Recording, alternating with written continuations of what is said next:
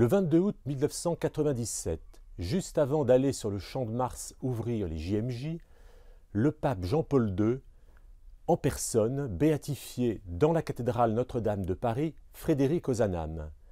Et cette béatification, pour une fois, loin de déclencher je ne sais quelle polémique, faisait l'unanimité.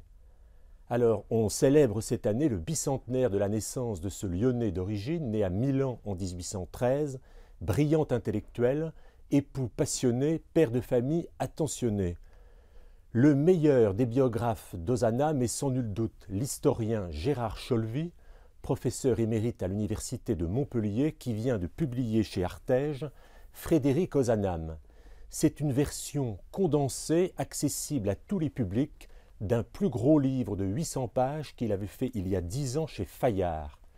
Il n'y a rien de mieux pour suivre le fil de cette vie fulgurante. Ozanam a à peine 40 ans quand il meurt, une existence, une vie entièrement dévouée aux pauvres. En effet, Ozanam est complètement indissociable de Saint Vincent de Paul et de la société du même nom qu'il fonde avec 5 camarades étudiants dès son arrivée à Paris en 1803, et c'est une œuvre qui perdure encore aujourd'hui à travers les conférences de Saint Vincent de Paul qui, dans la discrétion, continuent d'œuvrer en faveur des plus déshérités. Alors, pour comprendre le contexte de cette fondation, il faut lire Frédéric Ozanam, Histoire d'une vocation, de Philippe Charpentier de Beauvilliers chez Salvator, et puis pour vous imprégner de la spiritualité de celui qui voulait, selon ses mots, fonder une civilisation de l'amour, vous pouvez lire le petit livre, toujours chez Artege, sur les malades, ou Frédéric Ozanam, Une pensée par jour. Ozanam, c'est aussi, dans la France du XIXe siècle, une figure complètement à rebours de l'élite du catholicisme français d'alors, qui est ultramontain et monarchiste. Lui s'affirme en libéral, démocrate, social et républicain.